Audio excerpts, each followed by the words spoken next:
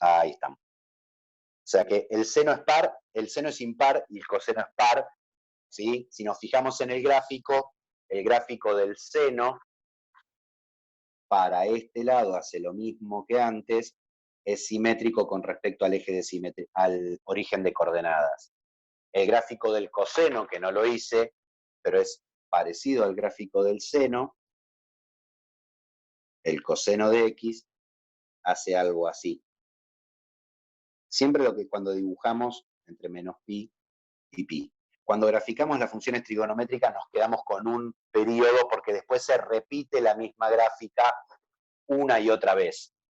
¿Sí? Para hacer la gráfica completa lo hacemos entre menos pi, pi y queda. O sea, pero si nos fijamos, esto es como si yo doblara el plano por la línea esta del eje Y, las dos partes del gráfico de la función seno, de la función coseno, perdón, se juntan. Y esto después sigue para allá infinitamente, ¿no? Entonces quería trabajar, digo, nada, con esto pueden hacer, estas ideas es trabajar, el ejercicio 12 es todo con trigonométricas. Acuérdense que la multiplicación de la x adentro me cambia el periodo, ¿sí? Sumar o restar cosas me cambia los ceros. O sea que las funciones trigonométricas tienen infinitas raíces, ¿sí? Un comentario de dos funciones raras que aparecen en el ejercicio 13. El ejercicio 13 me da una serie de 12 funciones y lo que me pide es buscar dominio, ceros, paridad, o sea, si es par o impar, si es acotada y cuál es su imagen. Principalmente con las que suele haber problemas, e insisto, para los que se sumaron más tarde o no me escucharon, sino para recalcarlo, ¿sí? Después de hoy pueden hacer toda la práctica 0, completa. No se preocupen si hay cosas que no les salen. El sábado que viene, al igual que hoy, arrancamos trabajando sobre dudas, consultas o preguntas de los ejercicios que no hayan salido. O sea, a no desesperar. Y después ya vamos a avanzar, sí, sobre la práctica 1, la parte de topología de la recta real, entornos, intervalos y ese tipo de cosas. Pero eso la semana que viene. ¿Sí? ¿Cuáles son las funciones del 13? Ejercicio 13 vamos ahora, ya estamos llegando al final. Las funciones del ejercicio 13 que traen problemas, dos en particular, que están numeradas con f sub 6 de x, que es ent x, o también se escribe corchete x corchete, y f7 de x, que es mantisa de x, ¿sí? Que es x menos la parte entera de x. ¿Sí? ¿A qué refiere estas dos funciones? Bueno, esta función es lo que se llama la función parte entera, o sea, f6 primero, de x. ¿Qué hace la función parte entera de x? Se queda con el menor número entero, o sea, uno le da un número y me devuelve el menor número entero, o sea, mejor dicho no, el mayor número entero que es menor que el número. Suena recontra confuso. A ver, si tengo f6 de 1,3, lo que me va a devolver es el número entero más grande que sea menor que el 1,3. En este caso es el 1. El f6 de 1,7 me devuelve el mayor número entero que es menor que el... ¿Tengo anclado acá esto? Sí. Que el 1,7, o sea, me sigue devolviendo el 1. ¿Sí? Si devuelvo f en 6 lo hago en 0,2. ¿Cuál es el número entero más grande que es más chico que el 0,2? El 0. ¿Sí? Y si tengo f en 6 en menos 0,2, me queda el menos 1.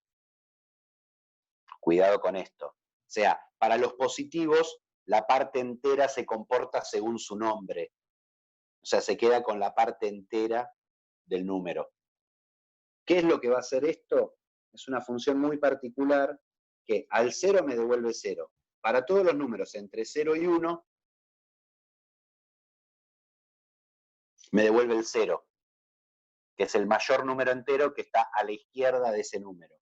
Para los números entre 1 y 2, me va a devolver el 1. Para los números entre 2 y 3, me va a devolver el 2. Insisto, la parte entera para los números positivos es justamente como sacarle la coma, todo lo que está atrás de la coma al número. Por eso me quedo con parte entera. Para los negativos se comporta un poco raro porque me da el anterior. Entre el menos 1 y el 0 me va a devolver el menos 1.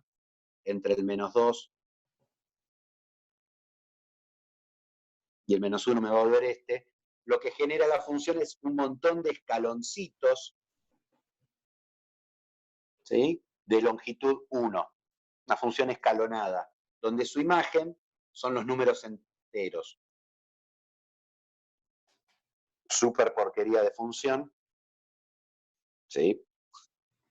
Fíjense que no es simétrica con respecto al eje Y. Si yo reflejo esto para acá, no me queda esto. ¿Qué pasa con respecto al eje X? Si yo reflejo para acá y reflejo para allá, el problema es este cachito que no me queda acá. O sea, esta función no es par ni impar. ¿Sí?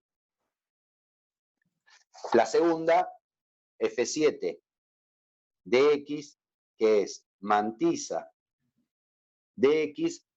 Si la parte entera se quedaba con lo que estaba antes de la coma, la mantisa con lo que se queda es con lo que está después de la coma. O sea, F7 de 1,6 es 0,6.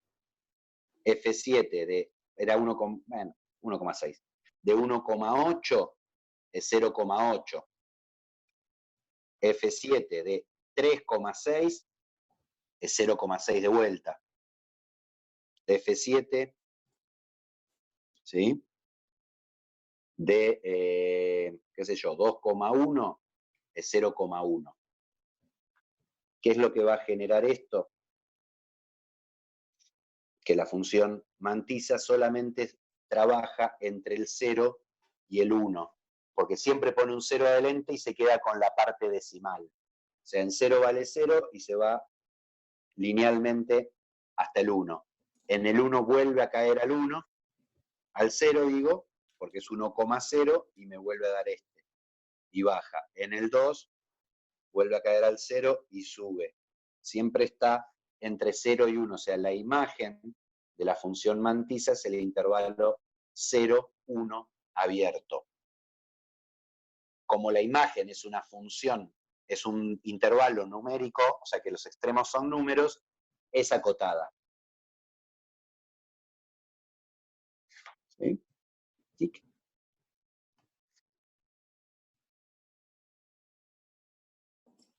Y así para los negativos. Siempre me devuelve la parte del positivo. ¿Sí? ¿Puedo volver a explicar F7, por favor? F7, Julián, que preguntabas, lo que hace es quedarse con la parte decimal del número. O sea, si agarro, qué sé yo, 2,1, como que se olvida del 2 y le pone un 0 adelante y deja la parte decimal. Si tuviera F7 de 1,375, me devuelve 0,375. ¿Sí?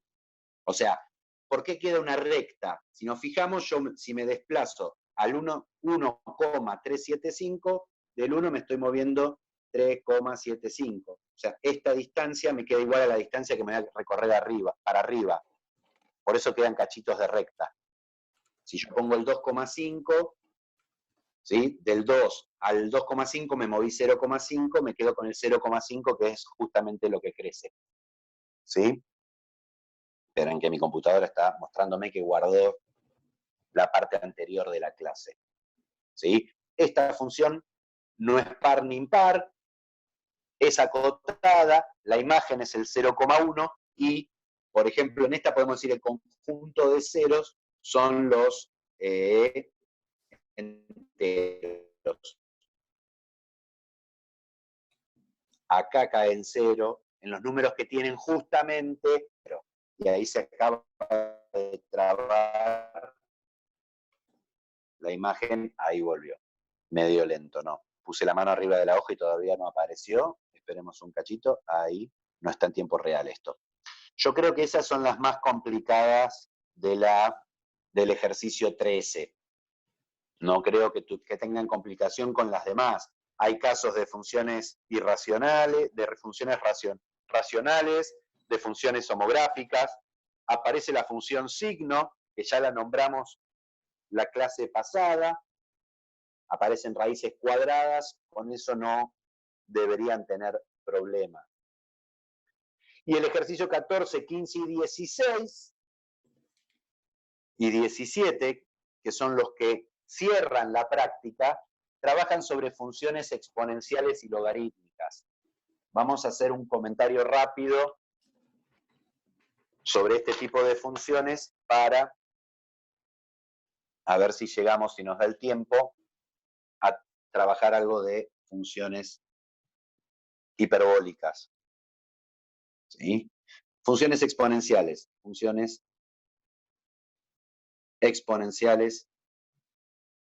y logarítmicas. Nada, un repaso rápido de lo que trabajamos en el curso de ingreso. Si yo tengo f de x igual a la x, que era lo que llamábamos una función exponencial, la x está en un exponente, toda función exponencial, su dominio, son todos los reales. O sea, un número real, digamos, obviamente que a sea mayor que 0 y a distinto de 1, para que esté bien definida la potencia real.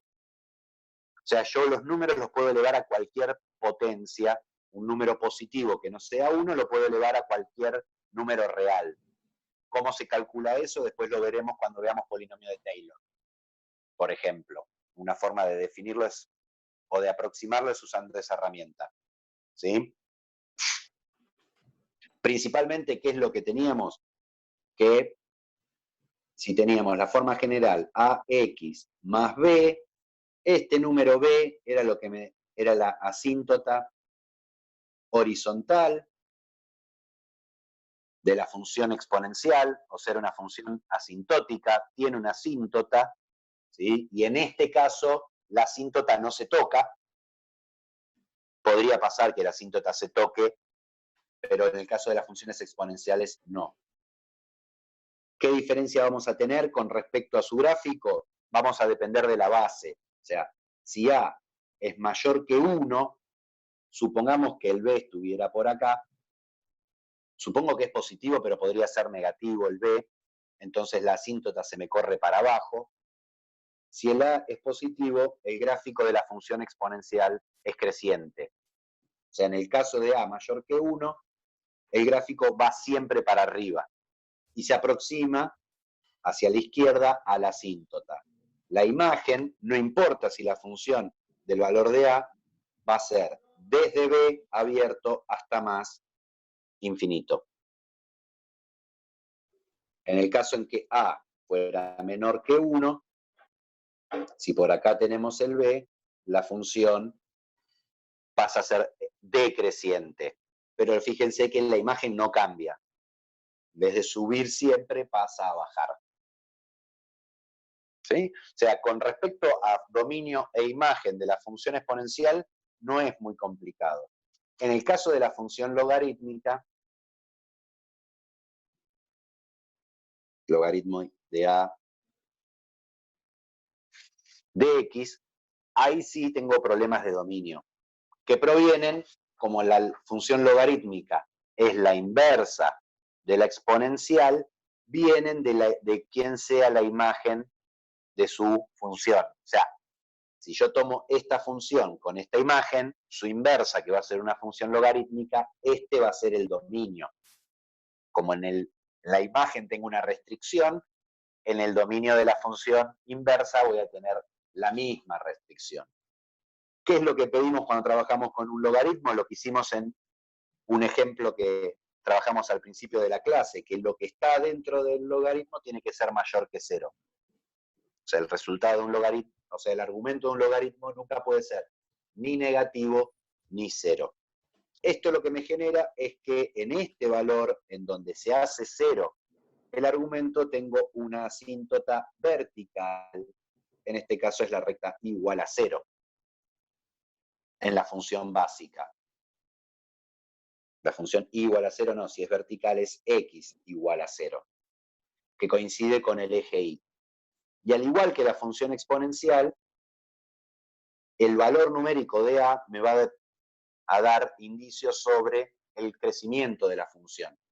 Si el a es mayor que 1, la función va a ser creciente, la función logaritmo. Tenemos dominio desde 0 a más infinito e imagen todos los reales. ¿Por qué la imagen son todos los reales? Porque el dominio de la función original, que era la exponencial, son todos los reales. ¿Sí?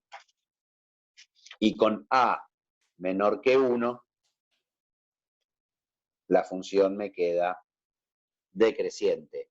Sin embargo, también la imagen son todos los reales. ¿Sí? O sea, tenemos ya una idea de trabajada desde el curso de ingreso de cuál es el comportamiento cualitativo del gráfico de la función. Fíjense que yo tiro el gráfico a partir de conocer la asíntota. Por ejemplo, un ejemplo cortito. Imaginemos que tenemos f de x igual al logaritmo en base 2 de 3x más 6. ¿Qué voy a saber? A ver, como la base positiva es mayor que 1, ya sé que el gráfico de mi función va a ser creciente. Como es un logaritmo, ya sé que va a tener una asíntota vertical. ¿Dónde va a estar la asíntota vertical? Donde comienza el dominio. Entonces voy a buscar el dominio. Quiero que 3x más 6 sea mayor estricto que 0. Entonces 3x mayor que menos 6, x mayor que menos 2. O sea que mi dominio es de menos 2 a más infinito. Justamente acá donde inicia el dominio es donde tengo la asíntota vertical. Entonces si me hago mi gráfico, tengo en menos 2 mi asíntota vertical y yo sé que la función por la base tiene que ser creciente.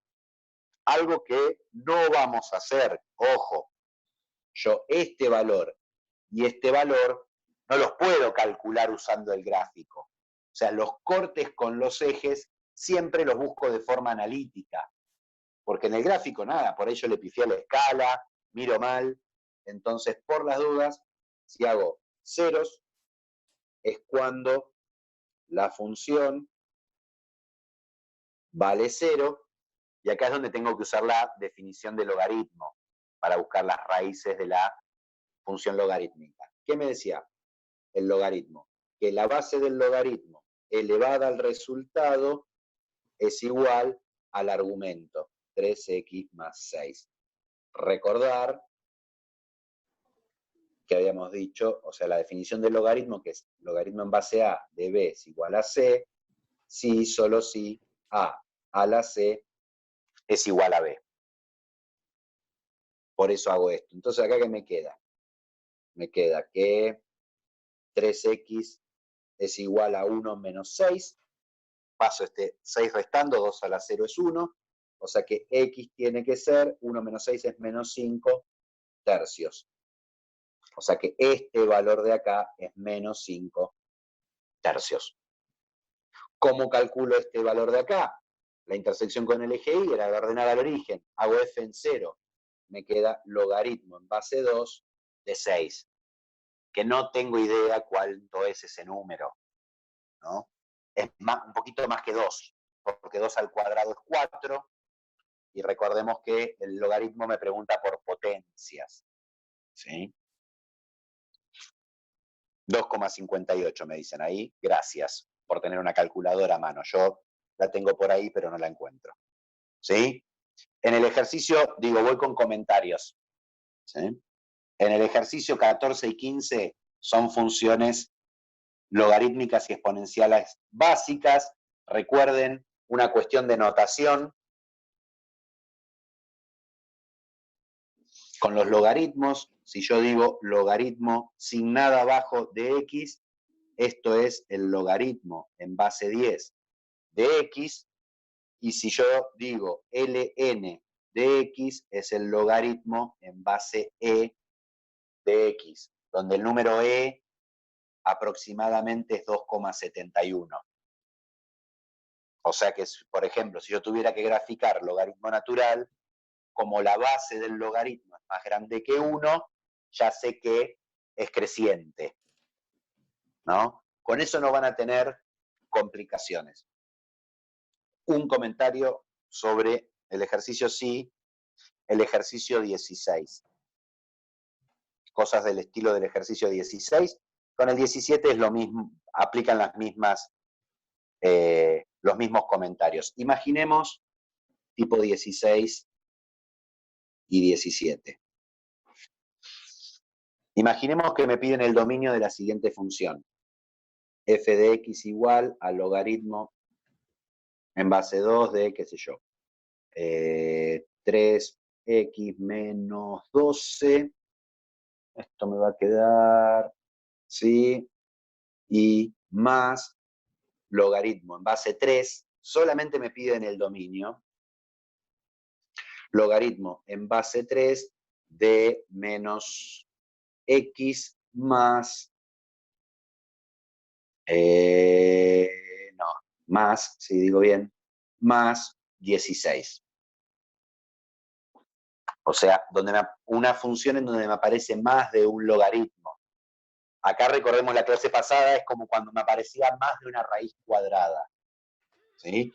A ver, para no tener problemas con este logaritmo, yo quiero que 3x menos 12 sea mayor estricto que 0. O sea que 3x tiene que ser más grande que 12, x tiene que ser más grande que 4.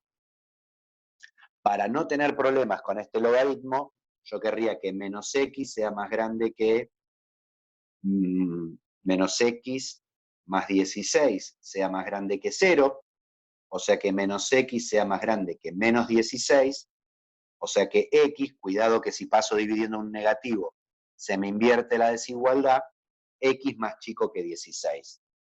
Y acá es lo que hablábamos la semana pasada. Para no tener problemas con este logaritmo, tiene que pasar esto.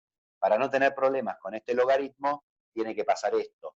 Pero yo no quiero tener problema con ninguno de los dos. Así que estas dos cosas tienen que pasar al mismo tiempo. O sea, tengo que buscar los x que son más grandes que 4, o sea, que están del 4 hacia la derecha, pero que al mismo tiempo sean más chicos que 16, o sea que estén del 16 hacia la izquierda.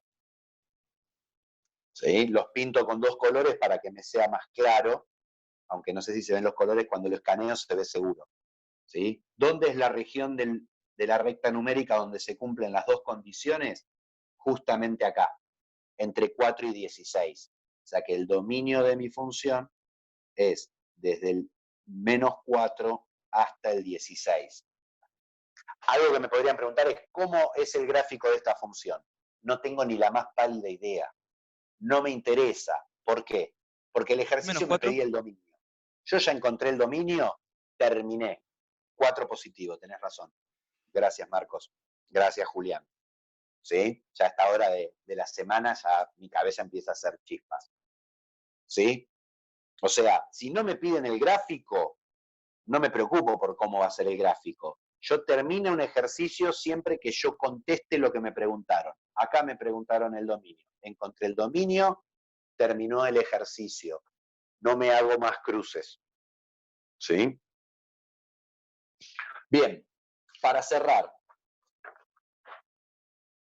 una cuestión de la práctica 1.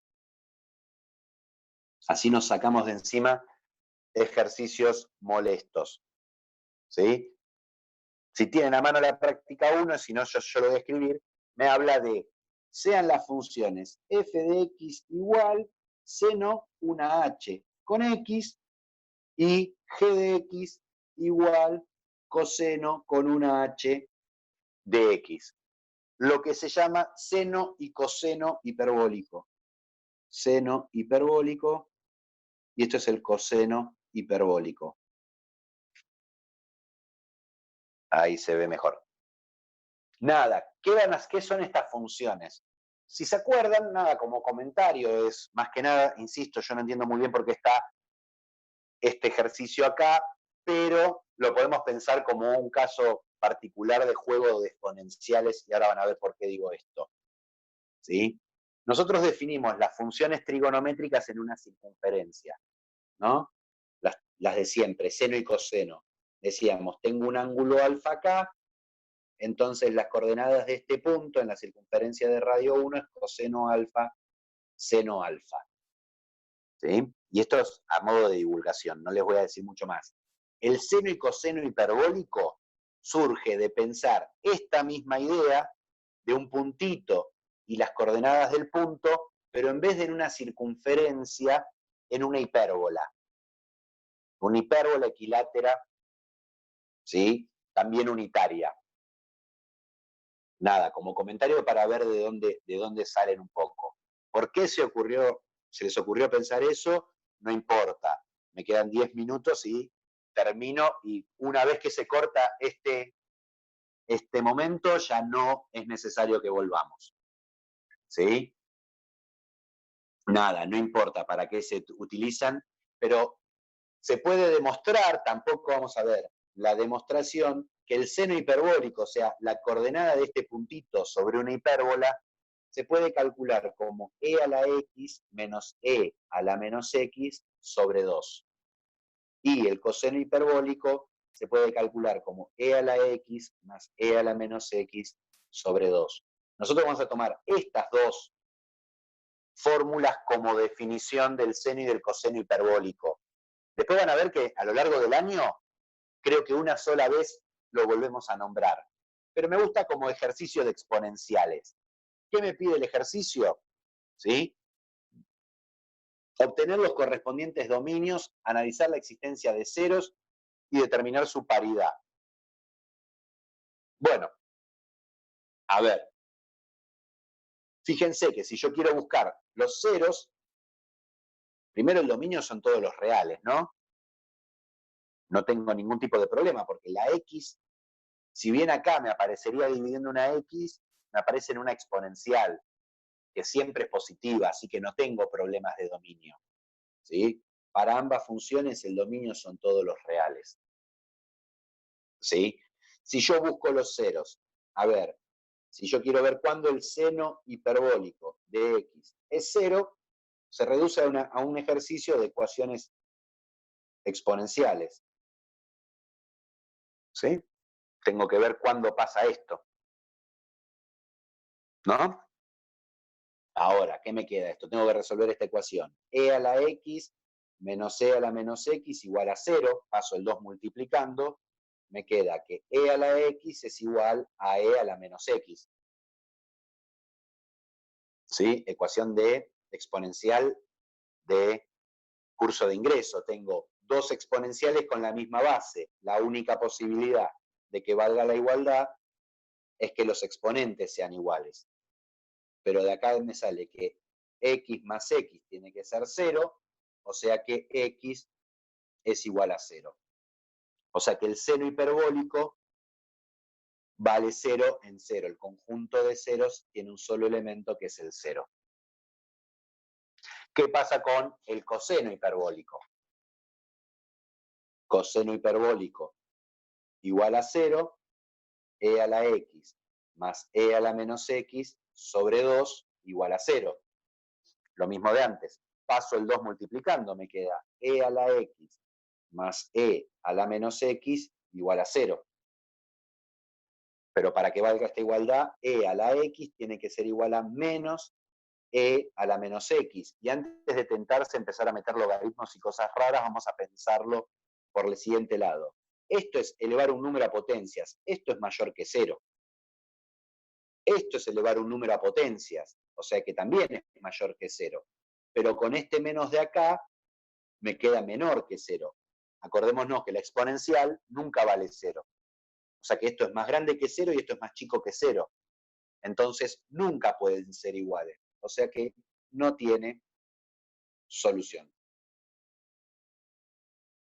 O sea que el conjunto de ceros para el coseno hiperbólico es vacío. ¿Sí? Ahí les pide graficar las funciones. Búsquenlas en internet, el gráfico de la función. A mí me interesa, para terminar en los 5 minutos 57 segundos que me quedan, hacer algo que habíamos arrancado, que era una cuestión de paridad. Vamos a probar que el seno hiperbólico es impar y que el coseno hiperbólico es par. Y con eso terminamos la clase. Vamos con el seno hiperbólico. ¿Sí? ¿Qué hacíamos para analizar paridad? Agarrábamos y me preguntaba, bueno, ¿qué pasa si en la función yo la compongo con menos x? Me voy a mi definición. ¿Cuál era mi definición? El seno hiperbólico era e a la x menos e a la menos x, todo sobre 2. O sea que componerlo con menos x es poner un menos x acá y un menos x acá. ¿Sí? ¿Cuál era el cero del seno hiperbólico? Lucas, 0 me quedó. Acá. En 0 vale 0. Gracias, Matías, por contestar. Y Federico también.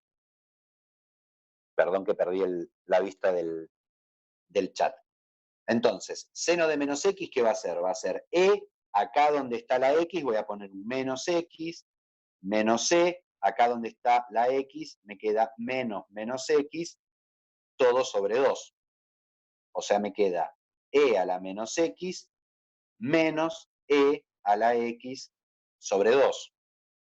Es muy parecida a esta, pero no es igual.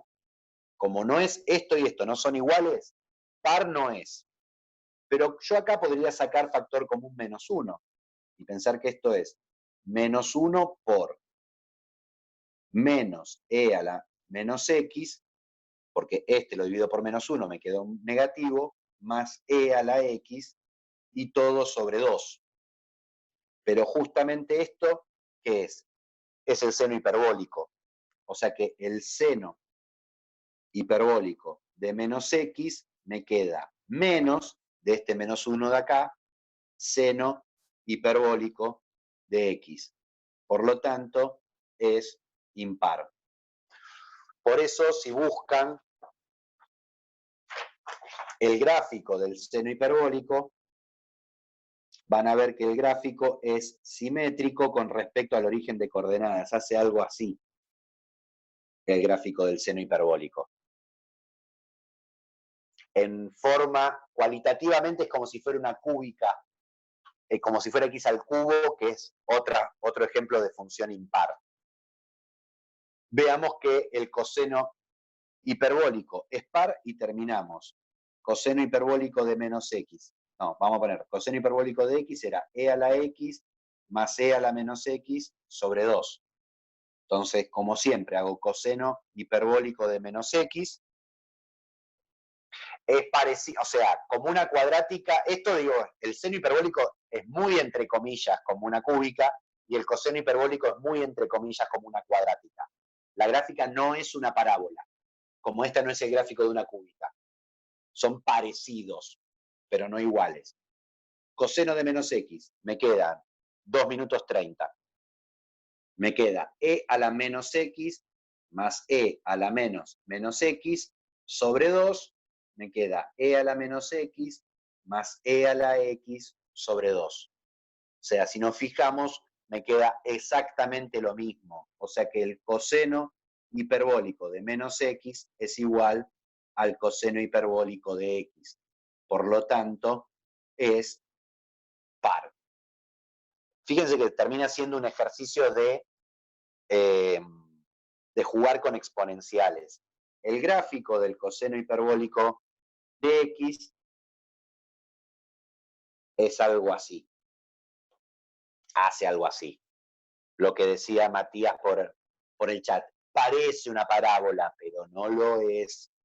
O sea, no cumple con las propiedades geométricas de una parábola, que es el foco y la directriz. ¿Sí? Si quisiéramos encontrar este valor de acá, tendría que hacer coseno hiperbólico de 0.